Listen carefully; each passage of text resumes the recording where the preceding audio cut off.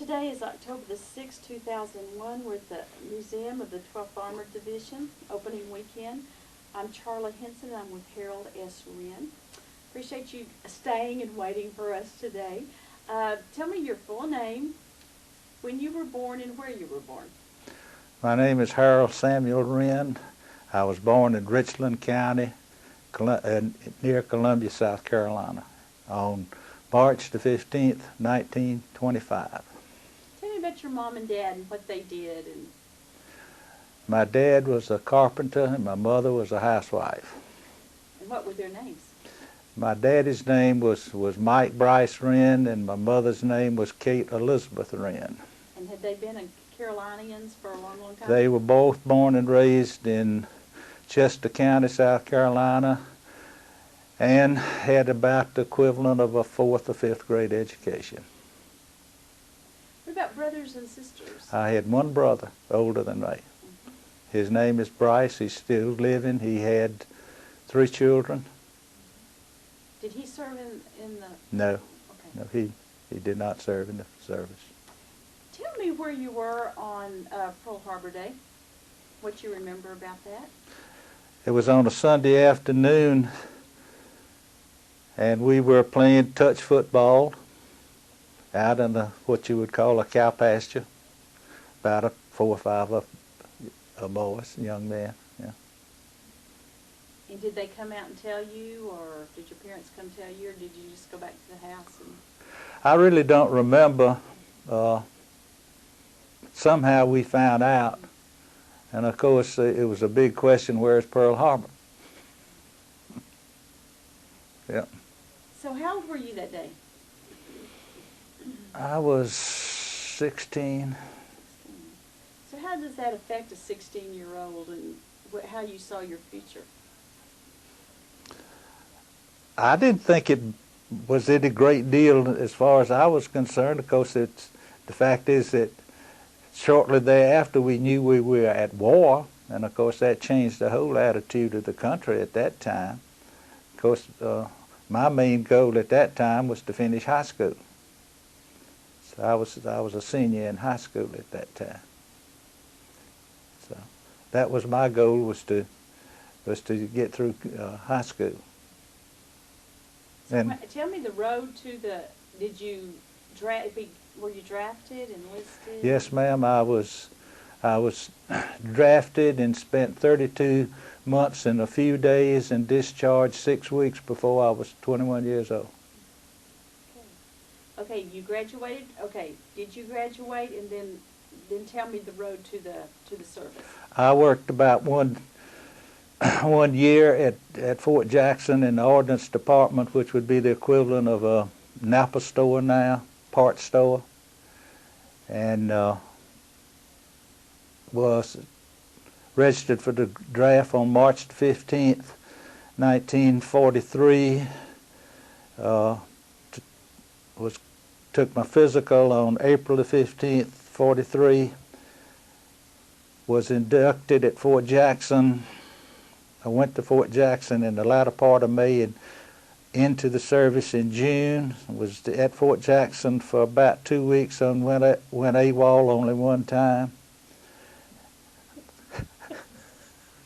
And was sent to Fort Knox, Kentucky, where I took my basic training. Left Fort Knox, Kentucky, and thought I was going to be a tank commander, because in the maneuvers that we had at the final of the basic training, I was a tank commander, and it's the first time I ever had to sign my name for a lot of money in that old tank that they said was worth $75,000, and I put Harold S. Wrenn on it, and so I made it through that. And with that big W that I have in my name, they started at the top of the alphabet shipping people out, and there was only 5 or 6 of us left. They sent me over to what I would say a replacement depot, and here'd be another group in. I was there about 2 weeks, I guess. About 40 of us was put on a train, and we wound up in Abilene, Texas at Camp Barkley. And the powers to be decided that I was better fitted for with a M1 rifle than I was to have anything to do with a tank. So I was sent to the 17th, and I was put in B Company in the 2nd Platoon, 1st Squad. Tell me about AWOL. I had to go see who was happened to become my wife. So you dated and corresponded with her through the whole war?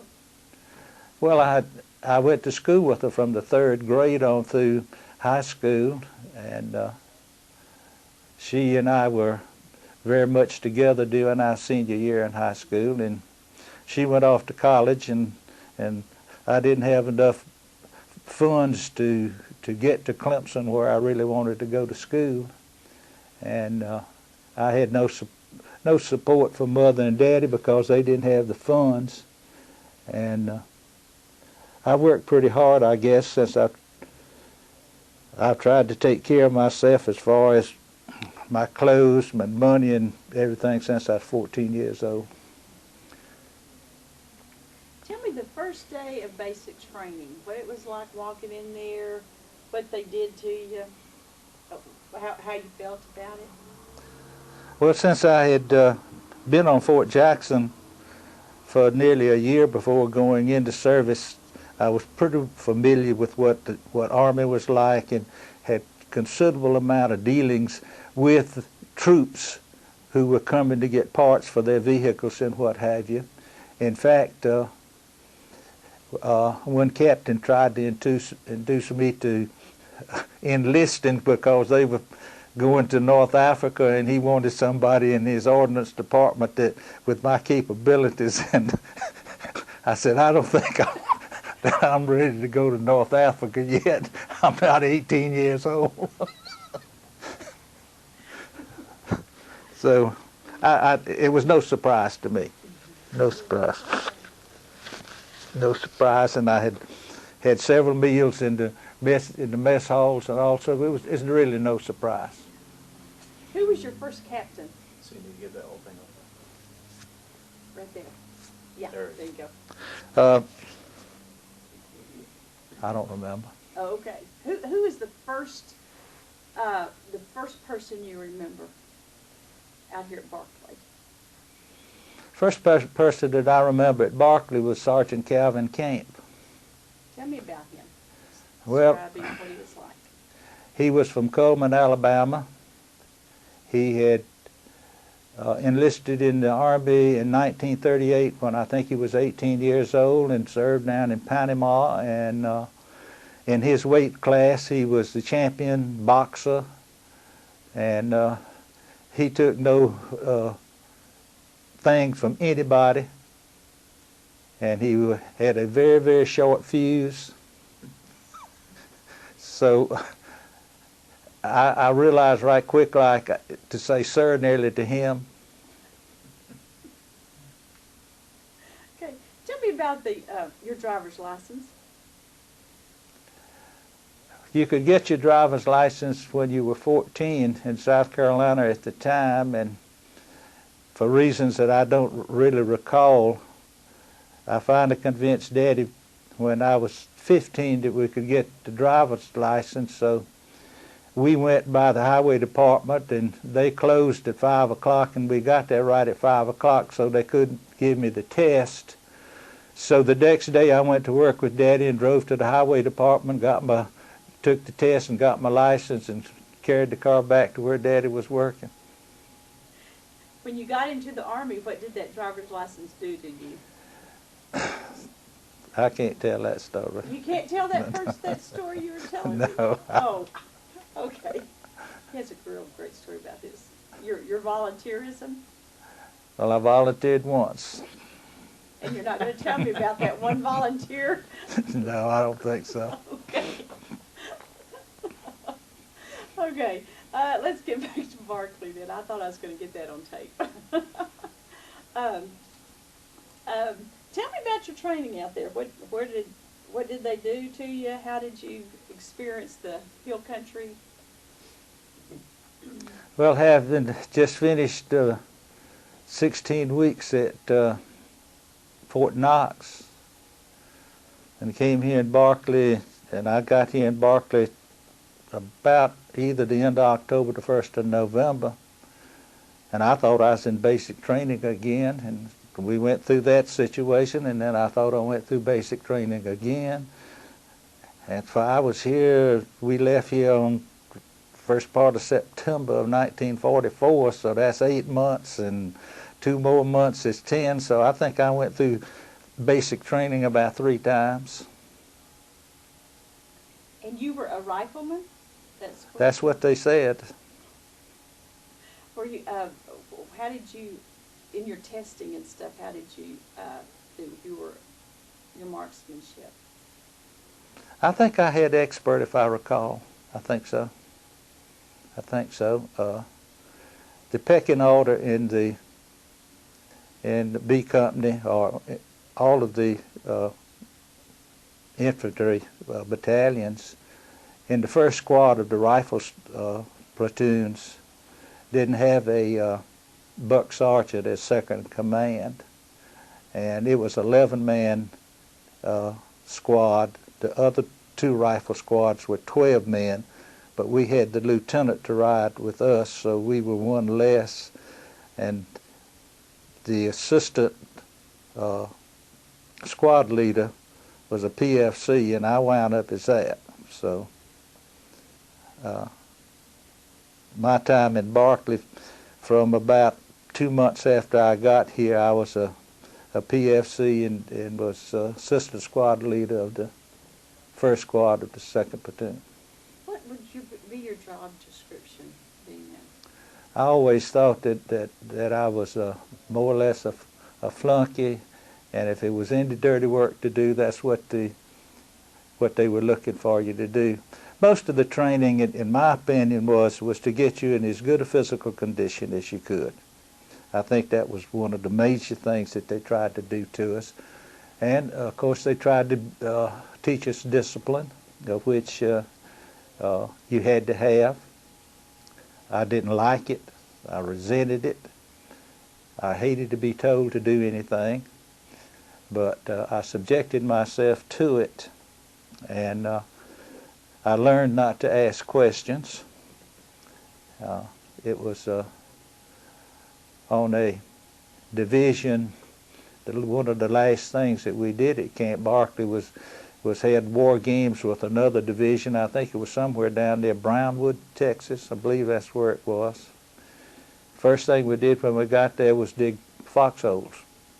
So we get ready to cover them up, and so we go through the maneuvers, and the captain of our company had us in a location where live ammunition was being fired into, and he got relieved on the spot, and we wound up with a 2nd lieutenant as our company commander, and I lived with that gentleman through the war.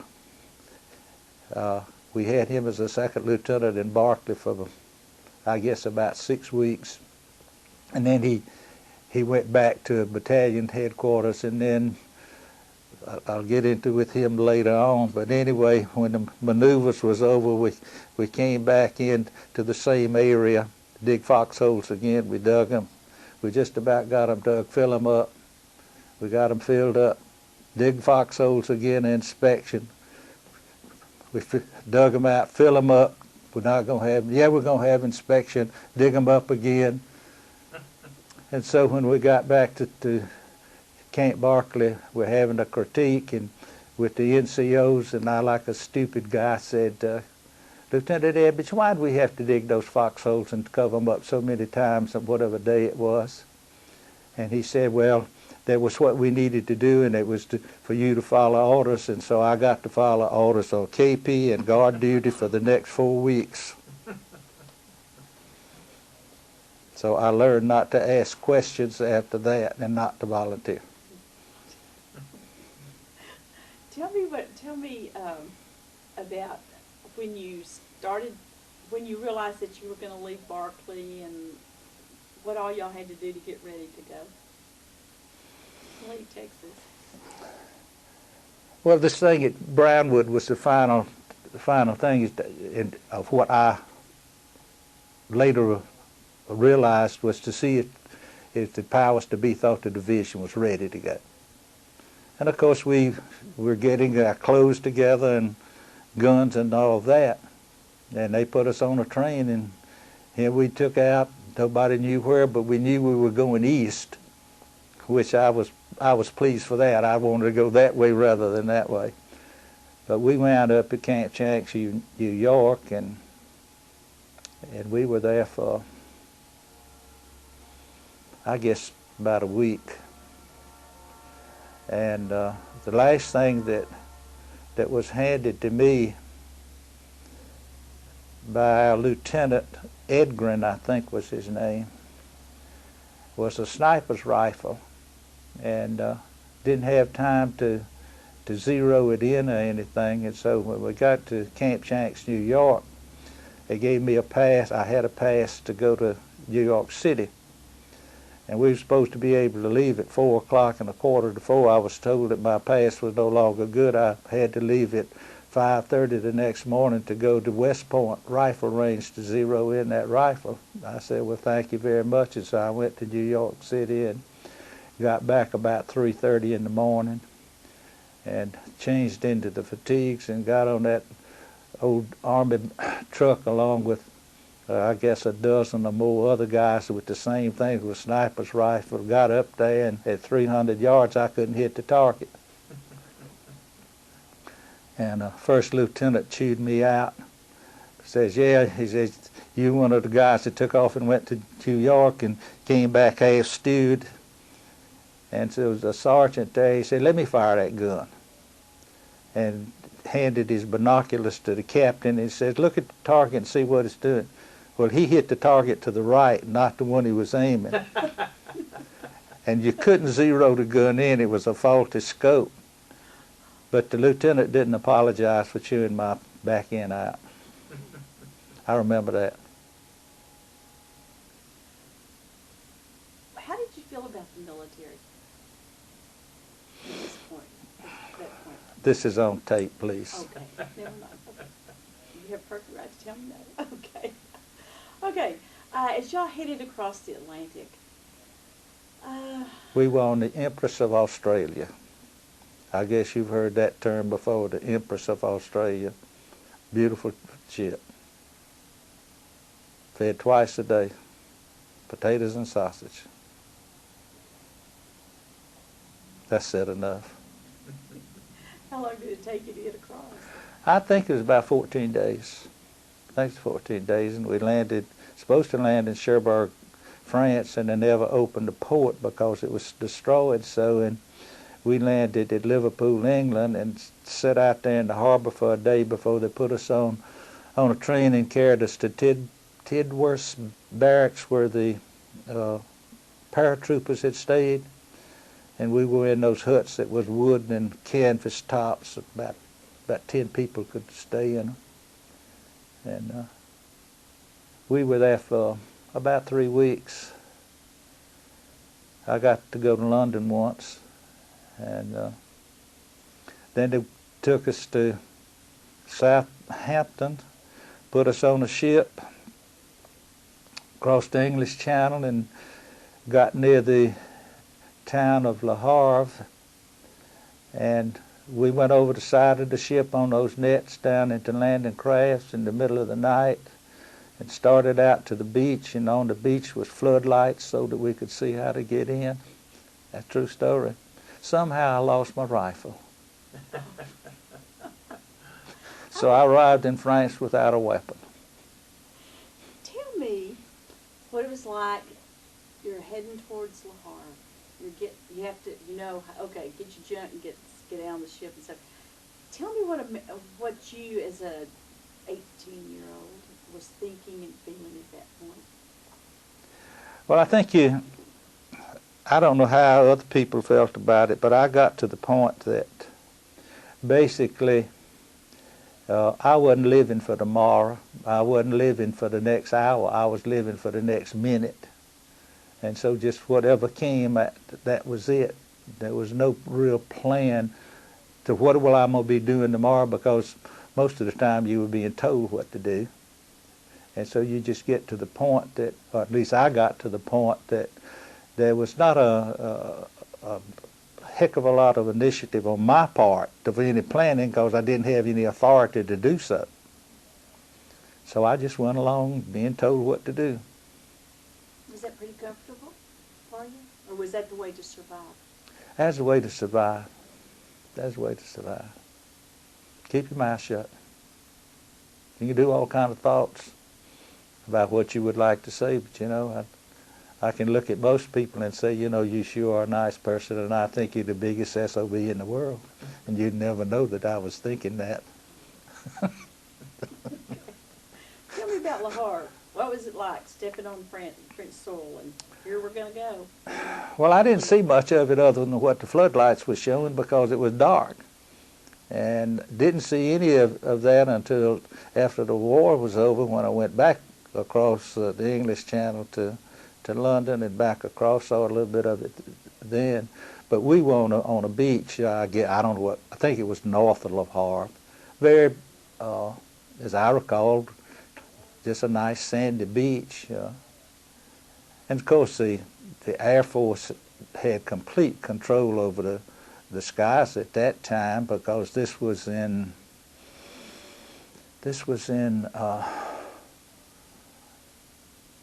late October of 1944, which is after D-Day, 100 and some days, and at that point it was pretty much controlled, and it was certainly no firing or anything like that going on, because the war was far over into France by that time. And I don't know, Harold Wrenn has been a pretty lucky guy, as I already told you, that I missed being sent overseas. Well, and the ABC, some of them went straight overseas as replacements out of basic training, and I stayed in the States for another 10 months. I guess it was about 10 months. And then when we got into France, the decision was made that we had to move on up, and we got all of our equipment and everything, and believe it or not, we had to put guards on the vehicles for the Ordnance Department of the 12th. They had so much equipment, so much tank tracks and motors and this, that they had to get the Quartermaster Corps to transport part of this stuff, and to be sure the truck would get where we wanted it to go, they had to put a guard on it. Ain't that something? But we did. Was that the local people, or was that an issue? U.S. Army people. U.S. Army Quartermaster. True story. True So story. you were protecting the equipment from Americans? Yes. To keep them from selling it. That was keep them from selling it. A lot of stuff was saleable. A lot of stuff we had was not that way. And so the 2nd Platoon was assigned to the Ordnance Department to help them with guards. And it was a sergeant there looked over at me one day. He said, how about riding with me? He was the last truck. I rode the last truck from the La Harpe area up to the front line of the 12th Armored Division. What was the ride like? The things you saw? Well, it wasn't very pleasant. Of course, I got a taste of that in London, because London was, a lot of that was tore up. So I got a little bit of taste of what it was like. Really did have a little bit of idea what was going on. And then as you were going up, you saw a lot of torn up buildings and a few burned out vehicles and this type thing. And as soon as we got up to where the Ordnance Department had their depot type, we were put on a truck and carried on up to where the company was, and the company was sitting on the line. They had relieved an infantry regiment or something, and so we start up at night again, And of course, I was going to be a soldier. I remember this very well. I had 3 bandoliers over my shoulders, 2 grenades, 10 clips of ammunition in my ammunition belt, 2 extra clips in my field jacket pocket. And so we were walking, had to walk, I guess, 5 or so miles to get up there. And so, Lord, that thing got heavy into the ditch. And here went another one into the ditch. And I learned you can carry too much. And so I finally wound up as lots of us did, that 1 bandolier, a grenade, and your belt of ammunition, and be careful and just don't fire your gun for the heck of it. And so we were up there for 2 nights, and so we were then relieved, and coming back we came down that same road, and of course this was in about the middle of December at that time, and there were dead soldiers, Germans on the side, and landmines in the road, and you got the idea then you were really in the war. And it was very cold at that period of time, and we lost a good many people in frostbite. I came close to getting a trip home on it, but didn't. I survived it. So. Tell me about the men in your company. The men in your company that you started with, your group of 12, 11. They were a mixed group from various parts of the country. Age-wise, it was 2 or 3 in there that were in their 20s. Sergeant Camp, I think, was about 25.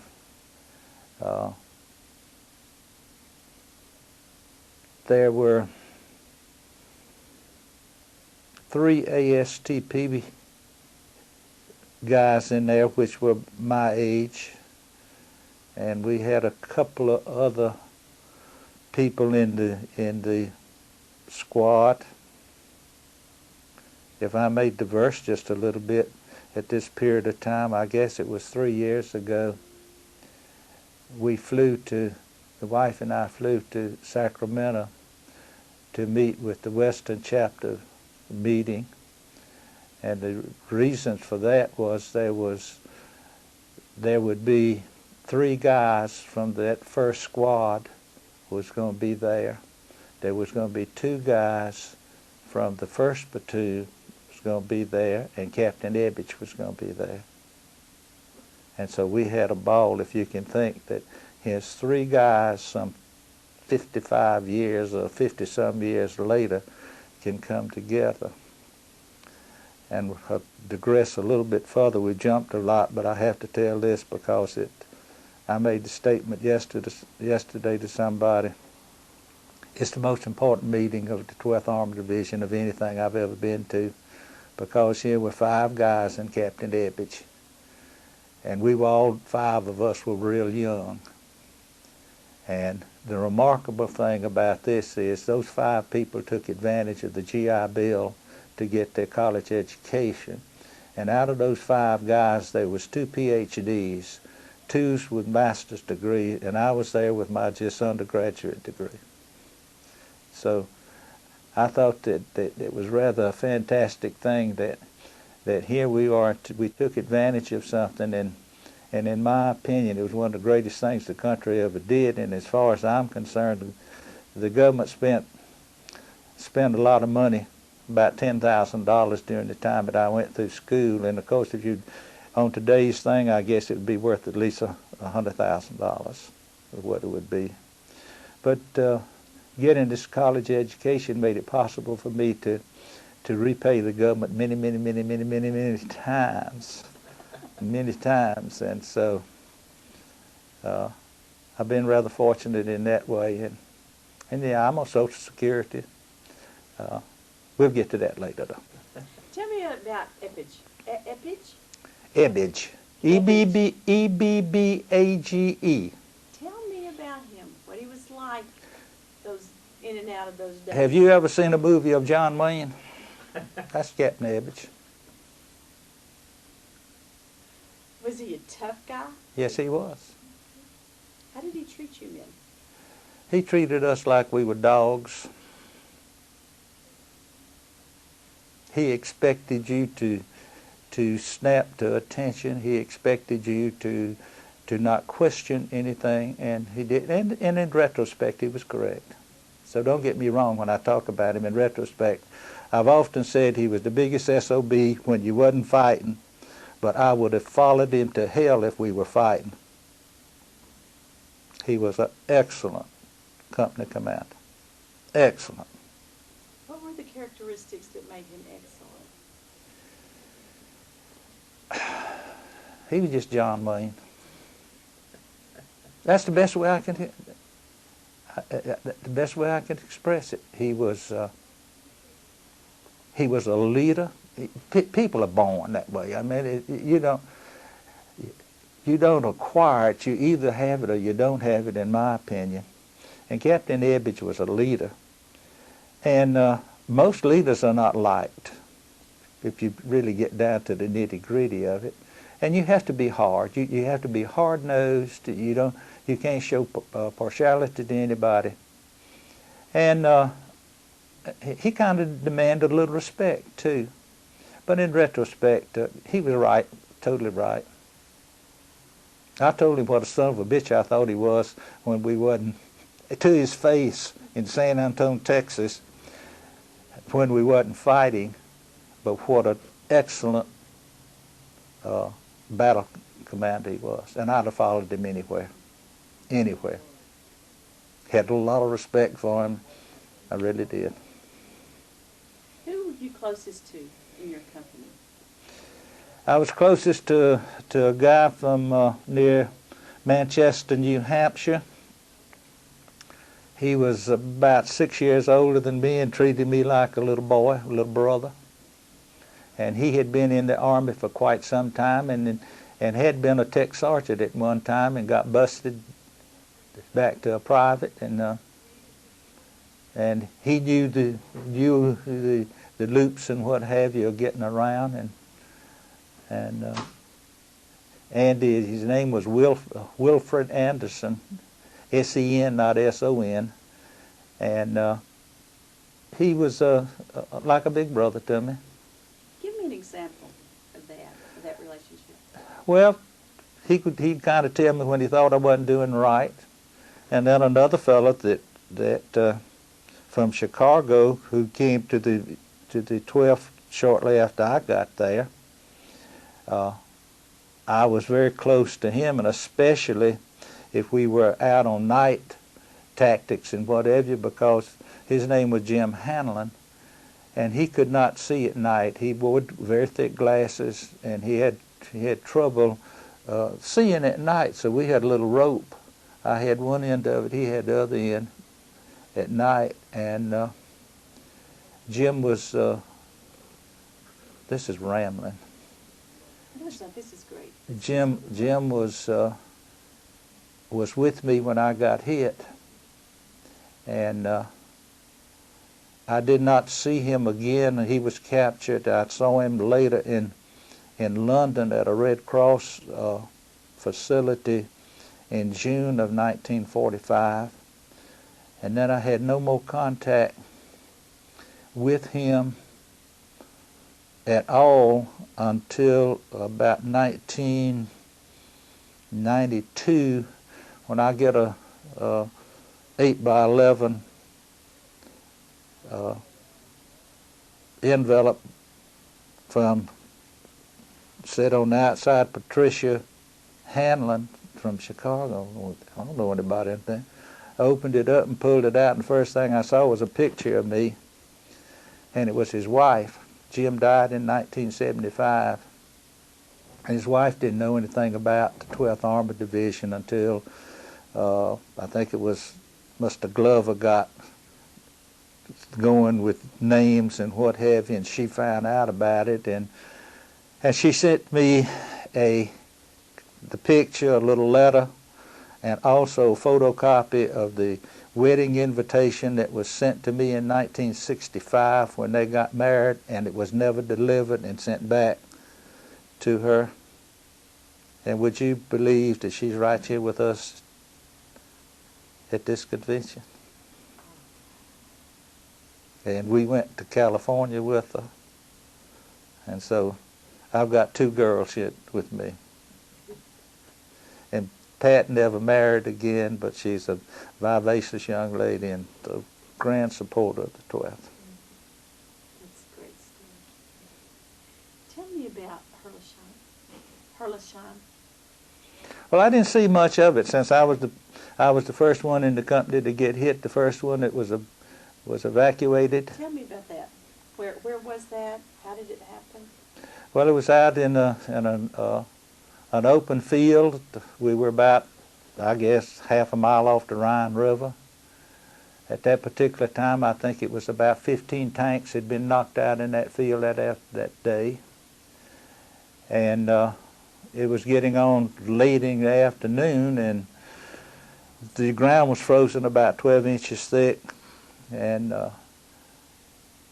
they decided to pull back for the day, that we wasn't going to be able to take the time because all the tanks of the 23rd, a great number of them had been knocked out. And they sent me and Jim Hanlon and Joe Torriella with a bazooka out about 100 yards in front of the company's position, and we were supposed to dig in. Now, that's a pretty hard job to dig in through 12 inches of frozen soil.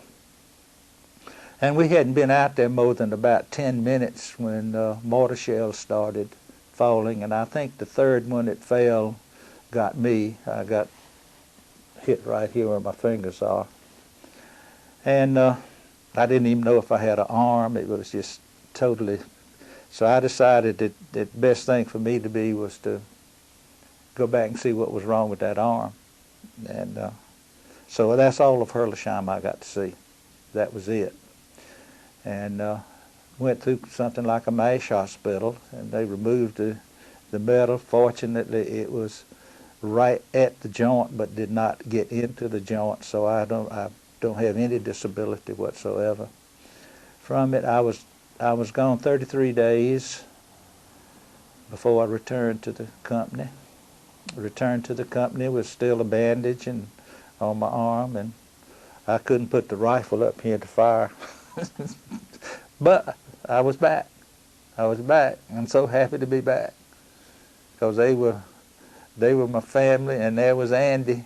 He didn't get it at Herleshheim, so I was tickled. Sergeant Camp was there, Captain Evans was there, and that's about the only people I knew. The rest of them had been killed, captured, or wounded, and was gone.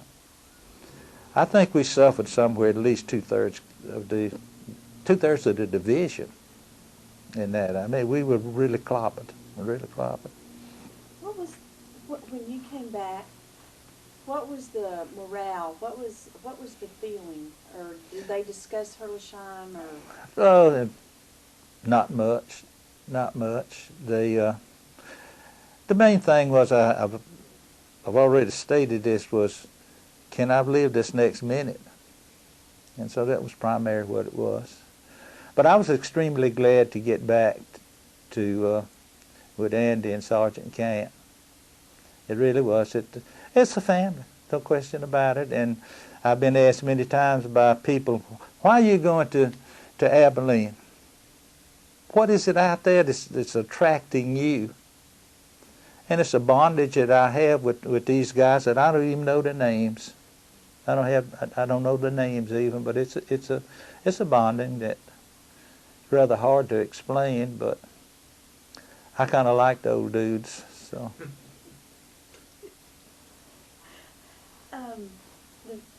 Is it the fact of, do y'all use words to communicate always? No, I don't communicate with, I occasionally will talk with Merle one. I'll occasionally talk with Pat Hanlon. I don't communicate a great deal with them. I'm too busy. I've worked with the same firm for 51 years, and I'm still on the payroll, so. You still working, huh? I'm still working, get a paycheck. I don't know whether you call it work or not, but. Tell me, you were injured, y'all moved on towards, were y'all going towards, no, you were going, where After did you I go was, from there? we still did not cross the Rhine River, and while I was in the hospital, they eliminated the last enclave that the Germans had on the west side of the Rhine River in France, down what was called the Colmar Pocket. A lot of the troops referred to that as Herlisheim too. I think it was a Herlisheim in that area, a small village too. But I was in the hospital while that was going on. That was a rather major activity too that the division was in. And then the next move that we had of any significance that I recall is when Captain Ebbage came into, we were billeted into an old schoolhouse, and he arrived in about 7:30. He said, "We're moving in 30 minutes, paint out all the names on 12th Armored Division, 17th, paint that out, take your shoulder patches off. We're gone." And we did leave about 8 o'clock, or shortly thereafter. Rode all day. In the middle of the night, the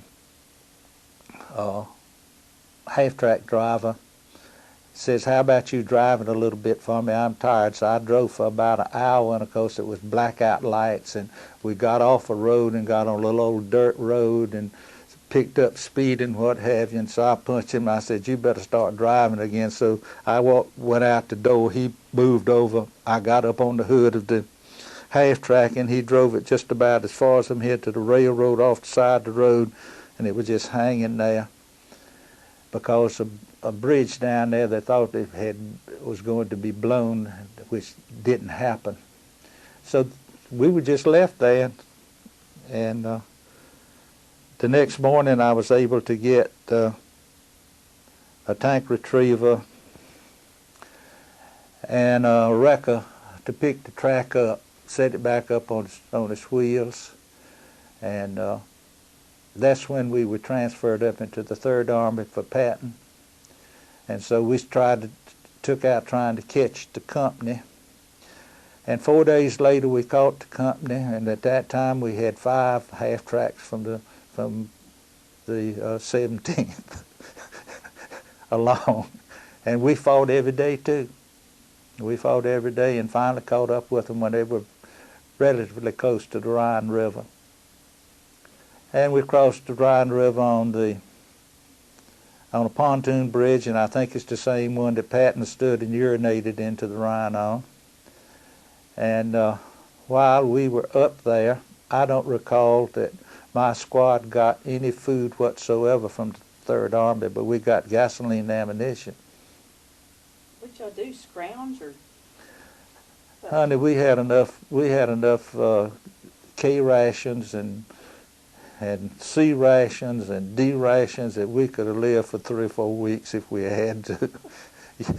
You have to understand that the military people were pack rats, and we had that half-track loaded. We were supposed to have on my half-track a 30 caliber water-cooled machine gun. We removed it and put it on the right side of the half-track, put a 50 caliber up into the ring mount.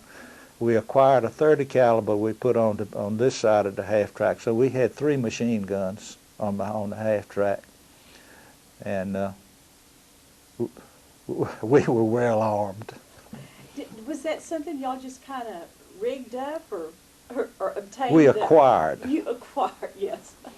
I know the short word for that. Y'all acquired it. We acquired it. You acquired it. And then y'all just worked together to get it mounted and kept on going? Yeah. Yeah. Did y'all do much of the acquiring of extra stuff along the road, like houses and stuff where y'all went? I never removed a single thing from any house that I was in because I had to think about my mother, because she would have whipped my butt when I got home if I'd have done it. No, I didn't. I did not take anything from any German house whatsoever. Now, I know others did. There's a lot of them. If you could find a Leica camera or something like that. The only thing that I acquired, which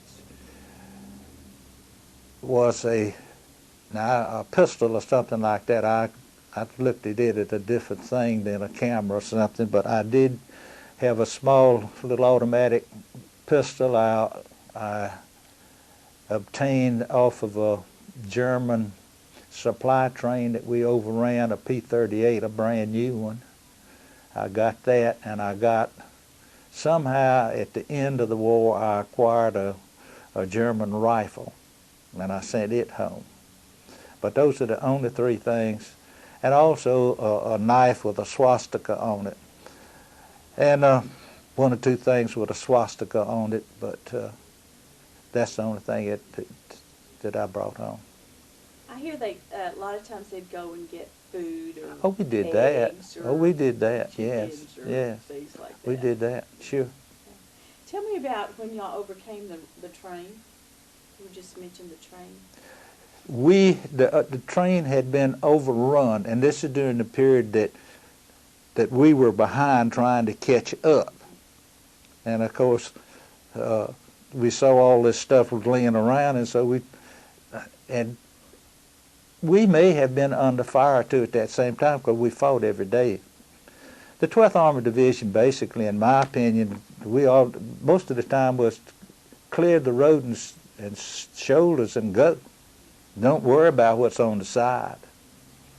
Just pierce out and go. And that's what I remember most about it. What did you learn about yourself in this war? How to survive, I guess.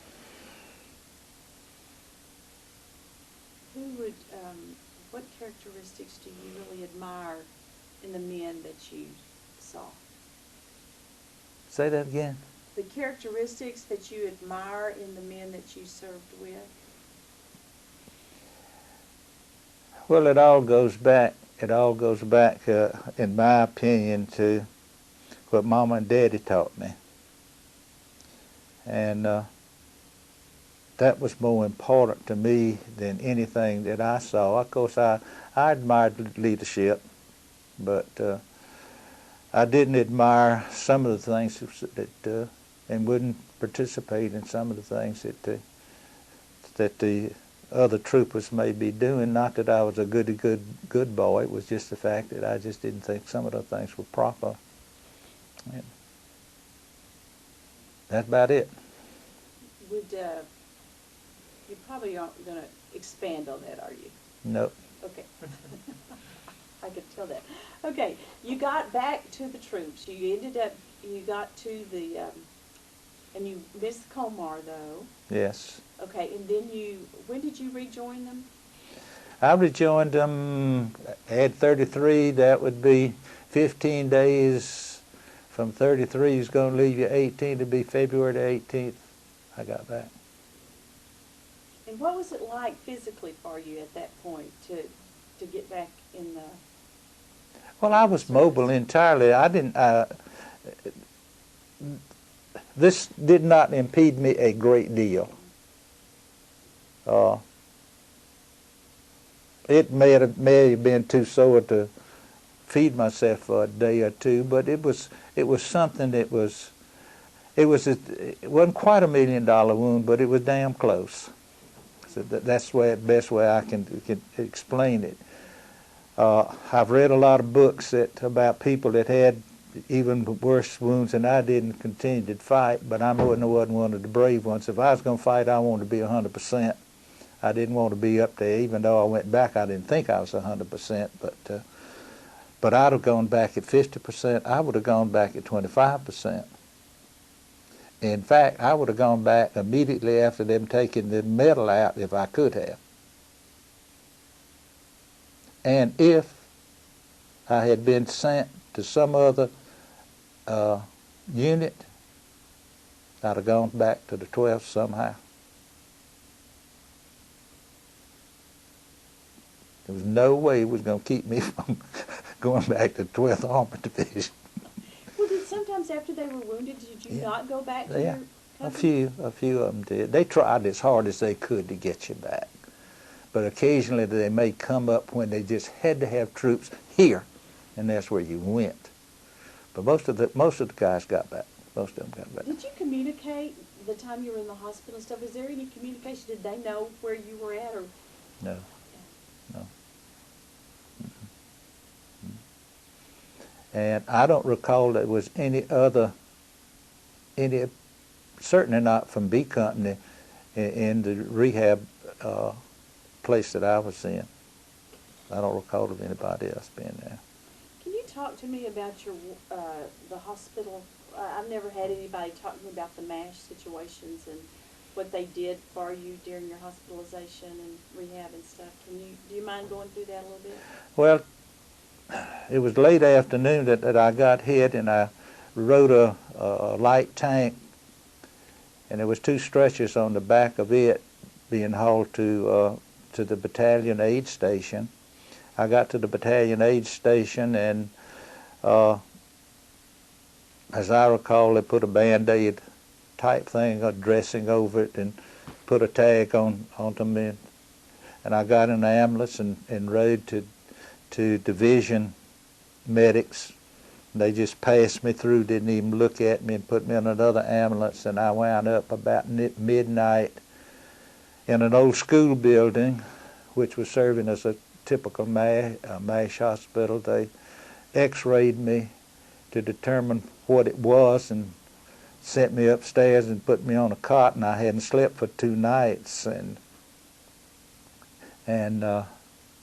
they woke me up the next morning right early and carried me. I walked downstairs, and they helped me get off all my clothes except my pants and my boots, and put them all between my legs, and gave me a shot of penicillin, and the nurse said count 10 backwards, and I got to 7, and that's all I remember. They woke me up later in the afternoon, said it's time for you to go to the bathroom, and the next morning they put me in an ambulance and sent me to this rehab place at Epinal, France. And 3 days after that, the doctor took the dressing off, and he said, "Oh my God, it's infected. You should be in a general hospital. And if this thing doesn't improve in a couple of days, that's where you're going." So that infection probably kept me from at least 2 weeks from getting back to the division. And so it did very, very slowly.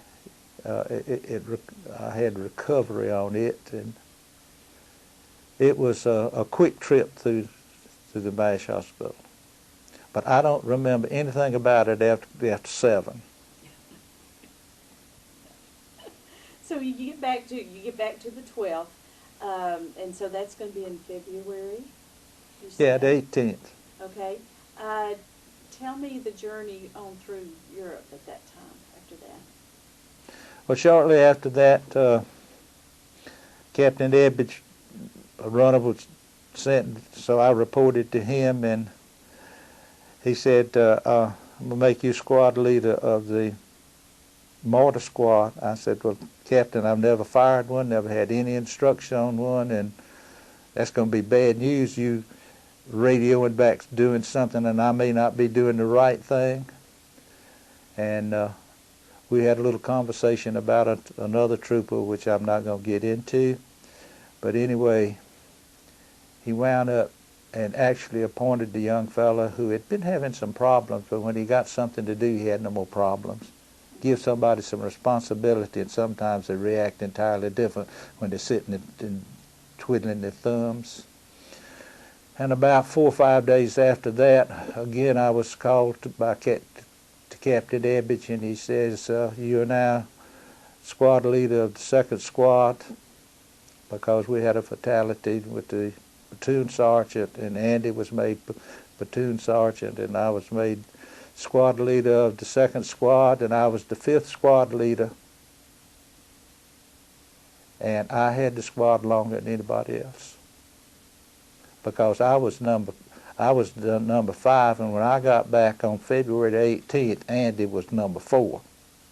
When I left on January the 16th, Sergeant Taylor was number 1. So in that 33 days that I was gone, Sergeant Taylor was lost at Hurlesheim number 1. 2 other people had been made squad leaders before Andy got it, and the attrition was rather fast. Promotions came real quick. The Germans helped a great deal on that. What was it like, men coming, that turnover, that experience of losing?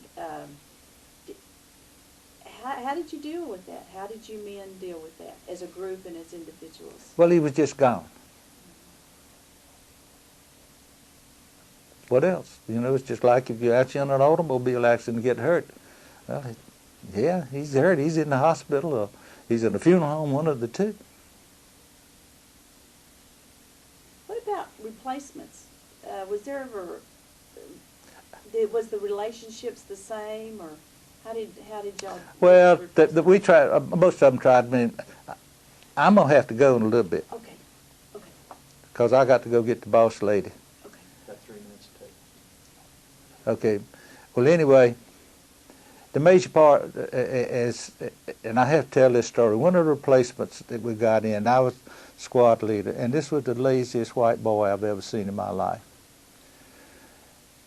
And I told him that if he was to be my shadow, and I did not want him to be more than 10 feet away from me under most any kind of conditions, because I wanted him there when I wanted him. And he thought that I would do something to him. And so we were out in front of the company moving in and taking this little town. And just as I stepped across the first rail in the railroad, they opened up with a machine gun. So I hit the dirt over in a little defile there, and because he's smart, he gets on this side because the machine gun's on that side of me. So the bullets were kicking up dirt around us, and I could hear them sailing over my head. And I looked over there to him. We could run about less than 100 feet, and we would have been out of the line of fire because it was a building that we could get by. And I said, let's go. I am sure to this date that he has the world's record for a 100-yard dash. I have never seen anybody move so fast in all my life. And I stopped when I got out of the line of fire. He didn't. So when I walked back out there toward the railroad, and they opened up again. Of course, Harold's got enough sense to we got to do something about this, you know. But anyway, they quit firing, and so we went on in and found him about 200 feet up in the town sitting on a brick wall. I said, why didn't you come back? He said, you told me to run. Okay, we're going to have to quit now. I'm so sorry. One quick thing. If you were to leave a message for people who hear the tape, what would you tell them about war? What would you have to comment about that experience? I tell them, don't believe a word that he said. Okay. Well, thank you. And I'm sorry we got started